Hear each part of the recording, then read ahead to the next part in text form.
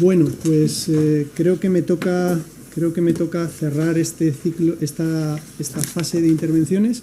En primer lugar, quiero agradecer a Comisiones Obreras por invitarme a este evento, a todos los asistentes por estar presentes en él, a mis compañeros de participación en esta mesa y a los que me han precedido por este interesante evento. Y, y por supuesto a todas las personas que nos siguen en presencial o en remoto, que seguro que son más en remoto en esta pandemia que nos ha tocado vivir. Yo vengo aquí a hablar de futuro, la verdad. Yo creo que ya tenemos muchos análisis del mundo rural, de los problemas de la despoblación y, en fin, digamos, analítica descriptiva hay mucha. Es importante, porque es importante aprender del pasado, pero es mucho más importante decidir, como diría algún personaje insigne, decidir sobre el futuro, porque es el lugar donde vamos a pasar el resto de nuestros días. Básicamente, de lo que vengo a hablar aquí es fundamentalmente del proyecto, del macroproyecto tractor de digitalización del sector agroalimentario como vector para revitalización del mundo rural. Voy a hablar poco del mundo rural, haré algunas referencias, voy a hablar mucho del sector agroalimentario. El sector agroalimentario es un sector estratégico en España, supone aproximadamente el 9% del PIB y el 12% del empleo. Esto para una visión malintencionada sería un sector de bajo valor añadido. Para una visión más bondadosa, y que yo realmente comparto, es un sector que genera mucho empleo con no tanto PIB, lo cual creo que en nuestro país eso siempre es deseable. Supone unas exportaciones anuales de más de 50.000 millones de euros. En el año 2019 han sido algo más de 53.000 y, por cierto, siguen creciendo. Y, por cierto, es el único que ha aumentado sus exportaciones en el primer semestre de este año 2020. Somos el octavo exportador mundial agroalimentario. Por tanto, digamos que teniendo en cuenta que somos el 1% del mundo en casi todos los parámetros que queramos medir, en población, en superficie, en PIB, en fin, en población un poco menos, pero digamos somos en torno al 1%, pues somos el octavo exportador mundial agroalimentario. Hay una red fragmentada de aproximadamente unas 30.000 empresas, la inmensa mayoría de ellas pymes, y además hay del orden de unos 300.000 profesionales, agricultores, ganaderos, pescadores. Hablo de 300.000, ya sé que las estadísticas dicen 700, 800.000, yo hablo de los que de forma profesional se dedican a esto, son del orden de unos 300.000. Somos fuertes, somos relevantes desde un punto de vista europeo y desde un punto de vista mundial en una serie de subsegmentos, y en concreto estamos en posiciones de podio a nivel mundial en frutas, en hortalizas, en aceite de oliva, en vino, e incluso estamos en posiciones de podio a nivel europeo en porcino o en acuícola. En esos segmentos somos particularmente buenos y fuertes. Tenemos en paralelo, y desde un punto de vista de necesidades de la sociedad, una creciente demanda de la información vinculada a los alimentos por parte de los consumidores. Queremos saber qué nos llevamos a nuestros manteles, a nuestras mesas, queremos saber qué compramos. Cada vez hay mayores exigencias de sostenibilidad medioambiental y social que están plasmadas, entre otras, en la estrategia de la Unión Europea 2030, en la estrategia de biodiversidad, en la estrategia Farm to Fork, desde la granja hasta la mesa. Y bueno, yo creo que las tendencias sociales son muy claras y no son nuevas, o sea, son, digamos, que llevamos muchos años hablando de esto. Algunos pues nos hemos alegrado extraordinariamente cuando hemos escuchado eso de la estrategia Farm to Fork, porque algunos ya hablábamos de eso hace una década, con lo cual, fenomenal, genial que ha llegado esta nueva era. Tenemos retos sociales muy importantes, como que es que el desperdicio agroalimentario supone más de 1/3 del total de lo que se produce, con lo que ello implica en ineficiencias económicas, ineficiencias medioambientales e ineficiencias de todos los tipos que queramos buscar, y por tanto tenemos ahí un gran reto. Y luego, por último, menciono ahí un aspecto que es la despoblación del medio rural y el reto demográfico, que en realidad, a mí, si me permiten, el sector agroalimentario lleva muchos años divorciándose del medio rural.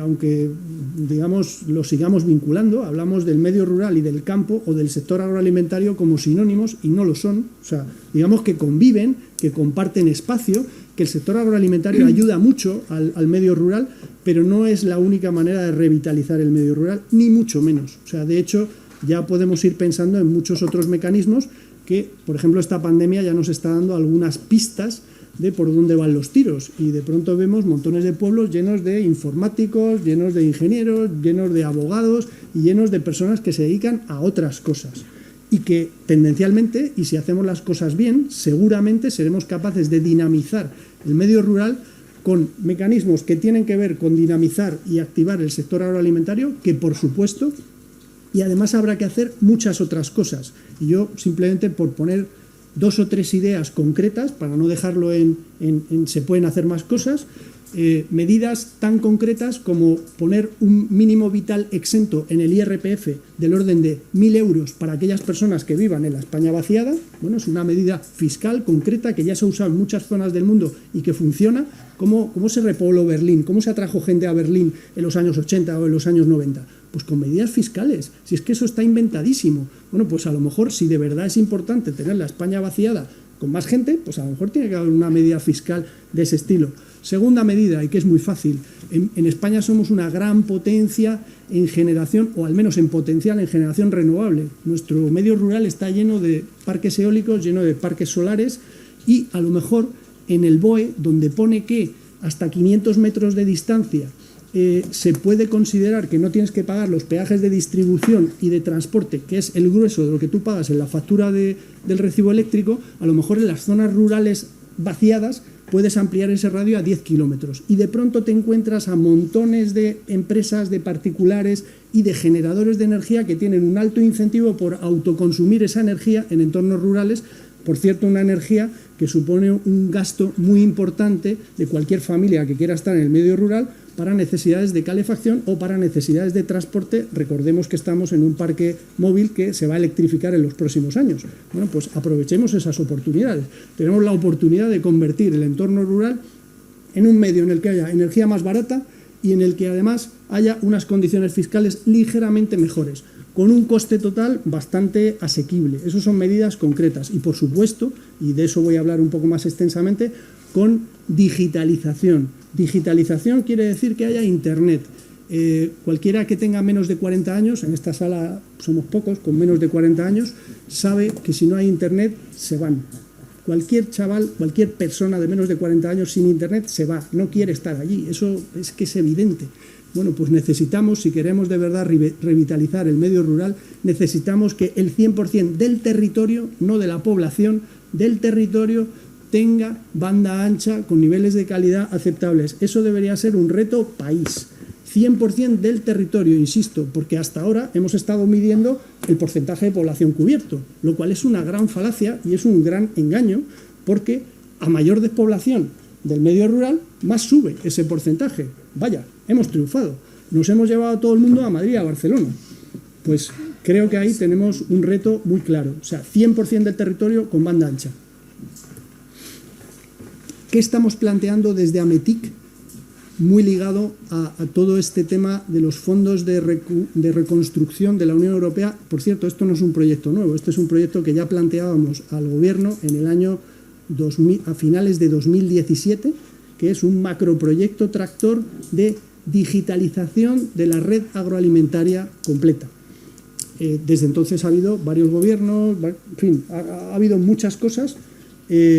A día de hoy hay una cosa nueva, que es que ha llegado la pandemia y que Europa generosamente, y creo que con gran acierto, ha destinado 140.000 millones, de los cuales 72.000 a fondo perdido, a ayudarnos a que nos recuperemos y nos reconstruyamos. Debemos aprovechar esta oportunidad para generar un tejido productivo, un tejido económico con un papel en blanco, que es la oportunidad que tenemos, un tejido económico y productivo que nos lleve a esa reindustrialización de la que muy correctamente habla Comisiones Obreras y que no puedo estar más de acuerdo con ese concepto, que es construir sectores económicos potentes. A nivel mundial tenemos una oportunidad de oro, y este es un tren que no hemos perdido todavía en España, que es el mundo, el segmento de la tech, de la tecnología para el sector agro. hemos perdido muchos otros trenes. En el mundo de la telefonía móvil somos un cero a la izquierda. En el mundo, del software de base, del hardware, que han sido revoluciones que han pasado en los últimos años, somos un cero a la izquierda. No hacemos nada. En el mundo de la tecnología para el sector agro tenemos una oportunidad para ser relevantes. Y tenemos una oportunidad, entre otras cosas, porque tenemos un sector agroalimentario fuerte. Este es un segmento que va a crecer en los próximos años. Es un sector de conocimiento. Es un sector que requiere cualificación de sus profesionales. Bueno, no quiero aburrir con datos, pero desde luego hay una oportunidad muy clara. Y en España tenemos la oportunidad de abordarla.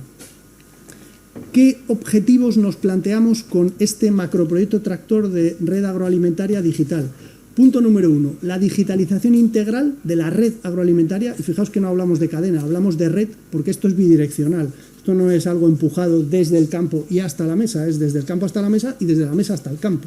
Porque lo que queremos es que la información digital fluya y genere vínculos digitales entre el consumidor y la producción. Simplemente por dar algún dato, cuando hablamos de cadenas cortas y todas estas cosas, realmente lo que estamos hablando es de generar vínculos entre los consumidores y los productores, entre otras muchas cosas. Cuando mejoramos en un producto hortícola 1 céntimo el precio que percibe el productor, los ingresos, la línea de arriba, eso equivale, por ejemplo, en términos de eficiencia en uso energético o eficiencia en agua, eso equivale a entre un 50 y un 60% de mejora en esos capítulos. Es decir, mejorar 1 céntimo arriba equivaldría a un esfuerzo de mejorar un 50% mi eficiencia energética en los costes. Lo cual quiere decir que tenemos que hacer muchos esfuerzos para mejorar ese céntimo arriba, y eso va de diferenciar nuestros productos, de que dejen de ser una commodity, de generar un vínculo con los consumidores, de darles mucha información y de que de verdad pongan en valor aquellos productos que están comprando. El gran competidor de los productos agroalimentarios no son los productos agroalimentarios del vecino. El gran competidor es el iPhone. El gran competidor son los consumos adicionales. La cuota de bolsillo que supone la alimentación en España hoy está entre el 13 y el 14%. En los países de nuestro entorno está entre un 10 y un 15%. Y va menguando. Lo que tenemos que hacer es mantener esa cuota de bolsillo, y hay ejemplos muy positivos en el segmento de las cervezas artesanales, en el segmento de la panadería. Hay ejemplos muy positivos de segmentos que se han reinventado y que son capaces de capturar ese valor y que, bueno, ya estamos alimentando a toda la población que nos rodea. Lo que queremos ahora es generar mayor valor añadido, generar mejores experiencias de cliente, y para eso tenemos que descomoditizar, digamos, tenemos que diferenciar nuestros productos. Otro objetivo fundamental, la sostenibilidad medioambiental del sector agroalimentario y el alineamiento con los Objetivos de Desarrollo Sostenible, enunciados por la ONU en 2015. Objetivo clave, fundamental, esto es una demanda a gritos de la sociedad y el sector agroalimentario se debe alinear con ello, donde la medición, la digitalización, los datos ayudan mucho. El fomento de la innovación, la tecnología y la economía del conocimiento, llegando a decenas de miles de pymes y llegando a centenares de miles de ganaderos y agricultores. Ese es otro de los objetivos de este proyecto. Y por último, y no menos importante, la generación y el fortalecimiento de un ecosistema de empresas Smart Agro que sea competitivo a nivel internacional. En estos objetivos del proyecto, básicamente estamos planteando un plan de gobernanza en que tiene que estar involucrado el Mineco, la SEDIA, Red.es, como agentes públicos que, digamos, ponen las prioridades económicas del país. Tiene que estar involucrado, y está involucrado a día de hoy, ya están estos agentes involucrados, tiene que estar involucrado el MAPA, Ministerio de Agricultura, Pesca y Alimentación, y las comunidades autónomas, por supuesto el Mincotur, y luego una serie de organizaciones empresariales representativas de la industria agroalimentaria y de toda la cadena o de todo el ecosistema productivo de transformación, de comercialización, como es ANSEMAT, que son los de maquinaria agrícola, como son cooperativas agroalimentarias, como son Asaja, COAG y UPA, como es los veterinarios, como es Asebio, Agrajex y un largo etcétera de organizaciones que ya hoy están apoyando esta iniciativa, este macroproyecto tractor de digitalización país. Y por supuesto el final de la cadena.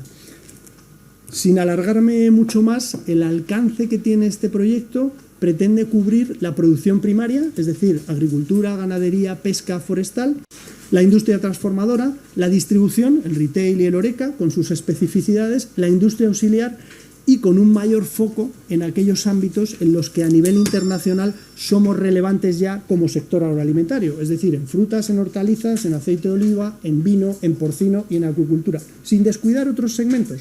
Pero pongamos foco en aquello en lo que ya destacamos, en lo que somos buenos y tenemos la oportunidad de ser relevantes a nivel mundial. Tecnologías, no me voy a extender a hablar de tecnologías, yo soy tecnólogo, pero no quiero aburrir a nadie. Aquí hablaríamos de Big Data, de analítica avanzada, de inteligencia artificial, de tecnologías de conectividad, de 3G, de 4G, de 5G. Por cierto, el 5G no va a salvar el mundo, o sea, que en las zonas rurales que nadie piense que el 5G va a ser ningún invento. De hecho, digamos, para igualar la cobertura que vamos a tener hoy, la que tenemos hoy con 4G, con 5G, probablemente en las zonas rurales haya que esperar hasta una década. O sea, quiero decir que esto lleva un ritmo y no va a ser rápido. Con lo cual tenemos que ir pensando también en complementar con tecnologías de satélites, con WiMAX y con otras tecnologías y con modelos muy ligados a los usuarios, a las empresas, a las personas físicas que reciban esos servicios y que sean los que evalúen la calidad del servicio. Y no hacer políticas excesivamente paternalistas de yo te voy a decir lo que tú necesitas. Pues entonces llegamos a lo que tenemos hoy, que es los planes de extensión de banda ancha rural, que es el modelo Niños de San Ildefonso, que es que a 3 o 4 les toca el gordo, a unos pocos pueblos les toca la pedrea y a la inmensa mayoría no les toca nada, y a volver a esperar. El tipo de soluciones que estamos planteando son soluciones de integración digital de la red agroalimentaria, de datos, que fluyan esos datos, de trazabilidad, de agricultura, ganadería y pesca de precisión, de industria agroalimentaria 4.0, de bioeconomía y economía circular, donde hay muchísimo por hacer, de interacción digital entre el consumidor y el productor, de consumidores multicanales y de inteligencia competitiva sectorial. Es decir, ayudemos a nuestros agricultores, a nuestras industrias, a nuestras cooperativas a producir más y mejor de lo que demanda el mercado. O sea, orientémonos a la demanda del mercado. Hoy en día ya nadie planta, siembra o cría algo que no tenga mercado. Las principales líneas de actuación que estamos planteando en este macroproyecto Tractor tienen que ver con la evangelización digital a todos los niveles, es decir, esto tiene que llegar, esas competencias digitales tienen que llegar a agricultores, a ganaderos, a cooperativas, a empresas, a toda la sociedad en su conjunto, conectividad digital ubicua, y yo aquí vuelvo a insistir en el mensaje de 100% del territorio, no me conformo con menos, con gobierno del dato y política de datos abiertos a nivel de organismos públicos, con estándares e interoperabilidad, con una serie de líneas de actuación que, grosso modo, ya he enunciado y no voy a repetir, con aspectos de sostenibilidad medioambiental y cumplimiento de objetivos de desarrollo sostenible que son claves, que lo demanda la sociedad y que estamos en el punto en el que la tecnología y la madurez de nuestra sociedad nos permite ser mucho más ambiciosos en esos objetivos de sostenibilidad medioambiental, que ya estamos avanzando, pero hay que acelerar aún más. Y la digitalización es un gran aliado en esa sostenibilidad medioambiental porque permite medir. O sea, una cosa es hablar de la sostenibilidad del relato, y es que soy capaz de elaborar un relato muy bonito y lo pongo en un empaquetamiento de productos muy bonito y muy atractivo. Otra cuestión es que seamos capaces de ponerlo en datos, y entonces es cuando de verdad somos capaces de empezar a mejorar. Aquí lo que estamos planteando es un esfuerzo público-privado, muy importante esa combinación de público-privado, del orden de una inversión de 4.000 millones de euros en 5 años, de los cuales un 40% sea inversión pública y un 60% sea inversión privada, con muchas líneas de actuación distintas, con algunas líneas de I+D+I, con otras líneas de compras públicas innovadoras, con líneas de ayudas a empresas, a cooperativas, a agricultores, a ganaderos, reforzando algunos instrumentos que ya existen, como por ejemplo las ayudas, los fondos operativos de las OPCH, de las organizaciones de productores de frutas y hortalizas. En fin, en muchos casos ni siquiera hay que reinventar la rueda, simplemente hay que coger los instrumentos que tenemos y orquestarlos adecuadamente con un fin común, con una visión país y con un proyecto a 5 años con objetivos concretos, con áreas de estandarización y con un marco regulatorio que acompañe. No podemos seguir teniendo cosas como, no sé, el Real Decreto 2016/1, que regula los regadíos agrícolas en España y que con la módica extensión de 1.331 páginas nos cuenta cómo en cada comarca agrícola nos dicen cuántos metros cúbicos tenemos que gastarnos por cada cultivo, por hectárea y año, y hasta nos dicen cuál es la eficiencia del riego que tenemos que tener, ni más ni menos, lo cual es lamentable, porque no pone ningún incentivo a la mejora, porque nos marcan el máximo y el mínimo, y eso desde luego va en contra de cualquier tipo de incentivo de mejora. Estamos persiguiendo con este proyecto la sostenibilidad económica y social del proyecto, es decir, que esto sea un impulso, un esfuerzo de impulso, de arranque, de activar a los agentes, de dinamizar inversión privada, muy importante, que eso nos asegure que esas inversiones van a ser útiles, que no nos lo vamos a gastar de forma asistencial y que eso redunde en una mejora relevante del sector agroalimentario español con impactos estimados en 5 años, y creo que estamos siendo extremadamente rácanos en esos impactos, de un 5% más de exportaciones agroalimentarias, es decir, 2.500 millones de euros más al año, y de un incremento del 3% del valor añadido bruto agroalimentario, es decir, 3.500 millones de euros más al año, que creo, insisto, estamos siendo demasiado rácanos con estos objetivos. En los proyectos que en mi empresa desarrollamos, sé que no hay ninguno que tenga un plazo de retorno superior a 2 años, cuando lo podemos medir y cuando nos dejan medirlo. Por tanto, todo me lleva a pensar que este tipo de inversiones son de alta rentabilidad a nivel social, a nivel medioambiental y a nivel económico, que al final aquí tenemos que pensar en qué clase de cosas son las que van a pagar impuestos a futuro y vamos a poder seguir pagando pensiones, educación, sanidad y dependencia. Muy importante para nuestra sociedad y desde luego muy deseable, pero tenemos que poblar la línea de arriba, la línea de los ingresos.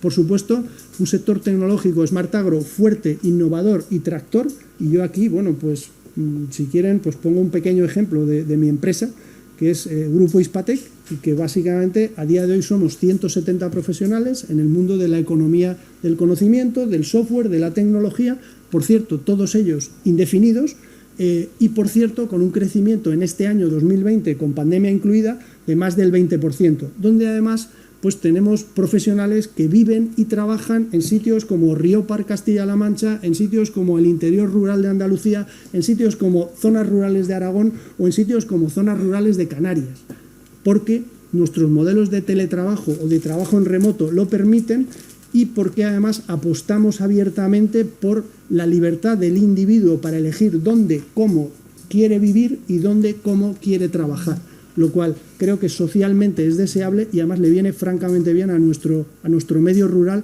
a nuestras vastas extensiones que están muy poco utilizadas.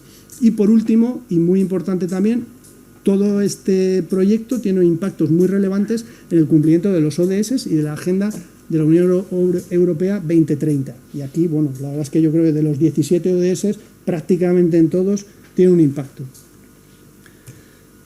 No quiero alargarme mucho más. El objetivo final, y con esto acabo, es la visión que tenemos es que en el año 2025 podamos decir que en España somos una nación Smart Agro, una nación con un sector agroalimentario digital e inteligente, que básicamente permita seguir produciendo alimentos de forma resiliente como sector esencial. En esta pandemia no ha faltado ni una sola lechuga, ni un solo tomate, ni un solo producto alimenticio en ninguno de los lineales de los supermercados españoles, pero tampoco en ninguno de los lineales de los supermercados europeos. Tenemos un sector agroalimentario muy internacionalizado. Exportamos más de 53.000 millones. Insisto, este sector ha sido un sector muy resiliente y que desde luego ha funcionado cuando más falta hacía. Tiene que ser un sector seguro, que produzca alimentos seguros desde un punto de vista de seguridad alimentaria, desde un punto de vista de calidad, un sector sostenible desde un punto de vista medioambiental, además de social y económicamente, pero que reduzca su huella hídrica, su huella de carbono, su huella química, que tenga una huella social positiva, como de hecho la tiene y creo que debemos abundar en ello, que sea un sector eficiente en términos económicos, en términos de transformación, en términos de impacto socioeconómico, de mercado. No debemos perder la perspectiva de que debemos suministrar alimentos o fibras o productos a un mercado de consumo y por tanto tiene que ser atractivo y orientado a mercado. Esto no vale que funcione a base de subvenciones aunque no tenga mercado. Que esté internacionalizado, que de nuevo es una de las pruebas del algodón. Cuando estás internacionalizado sabes que estás haciendo las cosas razonablemente bien, porque hay muchos sitios donde quieren tus productos y servicios. Cuando te dedicas solamente al mercado local, bueno, pues puede ser que hagas las cosas bien o puede que no, puede que tengas una pequeña burbuja, y esto no quita que persigamos además las cadenas cortas, la eficiencia logística, por supuesto, eso siempre, o sea, vamos a intentar hacerlo, pero un sector internacionalizado demuestra que eres competitivo, que produzca alimentos personalizados y saludables. Esta es una macro tendencia clarísima. O sea, si es importante la sanidad para luchar contra la pandemia, el 51% lo tiene lo que comemos y nuestro estilo de vida, que nadie le quepa la menor duda. O sea, que hay demasiados estudios que lo dicen, y yo quiero insistir en ello, que la alimentación es salud, somos lo que comemos, y una alimentación personalizada y saludable es una de las mejores vacunas que existen, hasta que lleguemos a tener cada una de las vacunas que necesitamos para pandemias como esta. Y por último, y muy importante, tenemos una oportunidad muy clara de generar un sector industrial, un segmento de actividad de conocimiento, de innovación, de empleos estables, de empleos bien remunerados en el ámbito de la tecnología para el sector agro. Y ahí estamos trabajando desde AMETIC, desde la COE, en este caso también, en coordinación con la COE, para generar más empleo, más estable, más vinculado a la economía del conocimiento y, idealmente, ojalá, a ver si lo conseguimos, que sea un empleo que esté distribuido en el territorio con la fertilización cruzada que todo ello supone, porque al final el futuro del medio rural tiene mucho que ver con qué personas son las que habitan y si de verdad son motores, si de verdad son tractores. Ojalá que en el futuro del mundo rural haya muchos jóvenes, haya muchas mujeres, haya muchas personas altamente cualificadas, porque ese es el combustible del futuro de ese medio rural. Y nada más, muchas gracias por su atención y, en fin, a su disposición.